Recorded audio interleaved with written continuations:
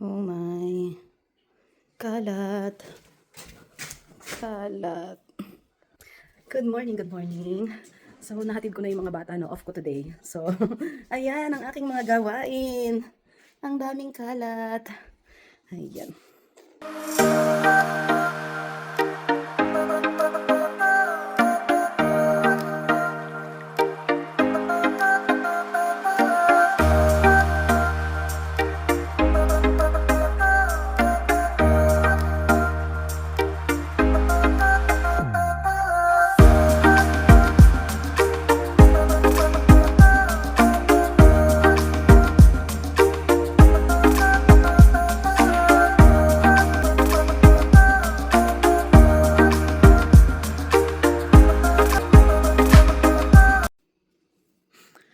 Ayan guys, magliligpit muna ako. Ayusin ko muna tong mga kalat and then mamaya mag-chika-chika naman tayo. Ayan.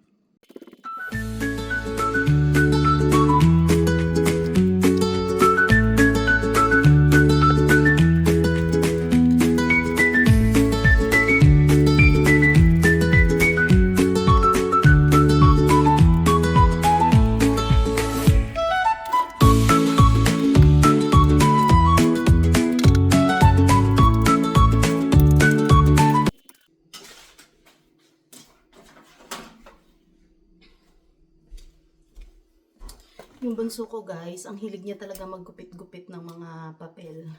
Yan, kaya araw-araw, pag dumating yan, ang dami kong ligpitin ng mga ginupit-gupit. Hinahayaan ko na lang kasi, syempre lumalabas naman dun yung creativity niya.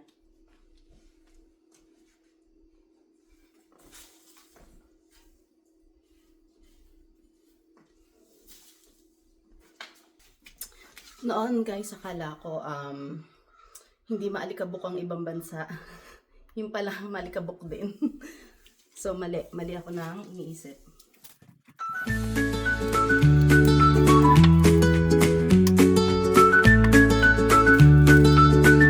Favorite namin ni Brent, icebreaker.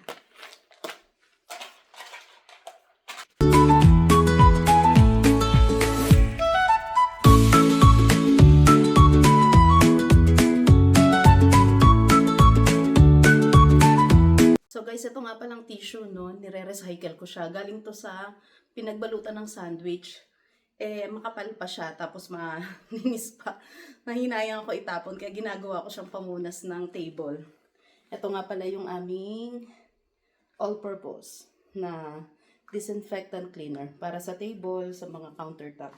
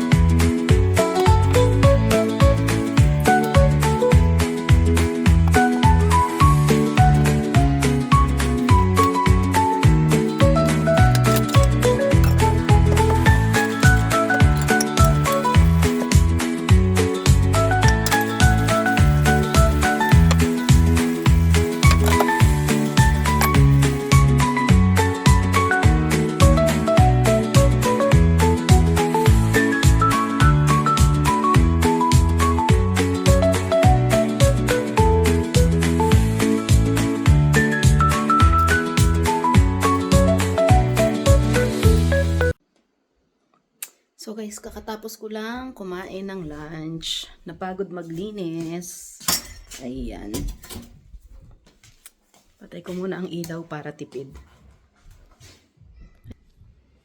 Hey! Wala nang kalat. Kapag ligpit-ligpit na rin. Ayan, konti na lang yung ipit ko. Ayan. So guys, update nga pala dun sa sa work. Nung absent ako, tinry kong mag-email dun sa manager ko. Sabi ko, gusto ko siyang makausap ng personally, ganyan-ganyan. Ayun. Sorry yung gulo ng buhok. Ayun, so yun nga, sabi ko, tinanong ko siya if she's happy with my performance or not. Kasi kung hindi, okay lang sa akin na tatanggapin ko kung gusto niya na akong i-let go.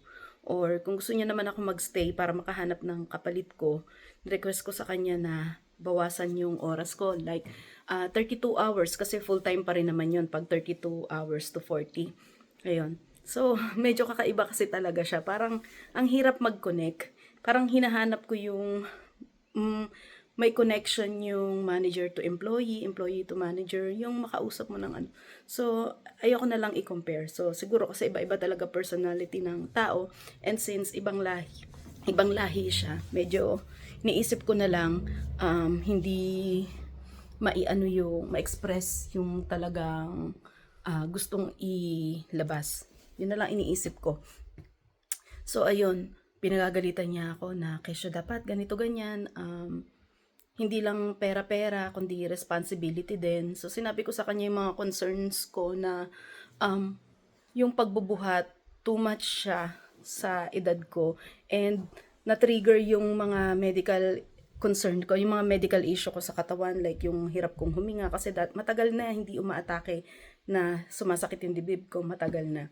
So, na-trigger siya rito, nahirapan akong huminga, ganyan. At wala akong nakareding gamot. Kasi nga, hindi ko siya ine-expect na mararamdaman ko siya ulit. So, nung nag-request, sinabi ko sa kanya, sabi niya pala sa akin, dapat daw may ready akong gamot. So, sabi ko, nung nagpa-check up ako, walang available na gamot. So, in-order pa yun ng doktor para makakuha ako. So, kaya late yung gamot. So, ilang days na nagkakaroon ako ng attack. Yung hindi ako makahinga, hindi ko alam. Hindi ko alam kung asthma siya or kung, kasi meron ako dating yung sa puso ba, nakalimutan ko na yung term nila. Yung nagbabara yung heart. So anyway, ayun, sabi ko sa kanya, kung gusto niyang magstay pa ako, bigyan niya ako ng additional na day off para nagkakaroon ako ng chance na ma-regain yung lakas ko. Ayun. So, in fairness naman, bago ako umuwi, nag-email siya, binigyan niya na ako ng 3 day off. So, titignan ko doon kung hanggang saan naabutin yung aming pag-uusap. Hindi ko alam kung magugustuhan niya pa rin or ano. Pero on my part naman, medyo nakarecover ako. Nakauwi ako ng hindi ako durog na durog. And naiwan man akong mag-isa sa pwesto, ginagawa ko man siya lahat, hindi pa rin ako naging ganun kapagod na pagod. Kasi talagang ang nakakabigat sa katawan ko yung pagbubuhat. For 8 hours kasi, tapos 5 times a week, 5 days. Yun talaga yung hindi ko kinakaya. Umaga hanggang bago ko umuwi, closing pa. Mabigat siya talaga.